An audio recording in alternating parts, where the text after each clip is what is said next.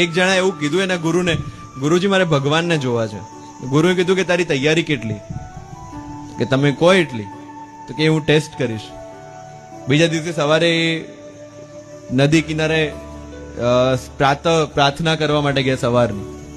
અને જેવા નદીની અંદર સૂર્ય નમસ્કાર કરવા માટે, સૂર્યને જળ અર્પણ કરવા માટે ઉતર્યા, ત્યારે ગુરુજીએ એના શિષ્યને પકડીને સીધો અંદર નાખી દીધો. એને બહાર નીકળવા માટે બહુ જ કોશિશ કરી, પણ ગુરુની પકડ એટલી મજબૂત હતી કે નીકળી ના શકાયું. છેલ્લે બહુ હવાતિયા માર્યા પછી ગુરુએ એને બહાર કાઢ્યો. ત્યારે કે આ શું મજાક છે? ત્યારે એના ગુરુએ પૂછ્યું કે બહાર આવવાની તને કેટલી તીવ્ર ઈચ્છા હતી? ભયંકર તીવ્ર ઈચ્છા.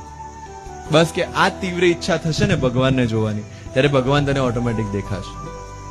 આવું લાઈફનું અને સક્સેસનું પણ છે કે તીવ્ર ઈચ્છા એટલે મારા ફ્રેન્ડ્સ ગોવા જઈ રહ્યા છે તો મારે જવું કે નહીં?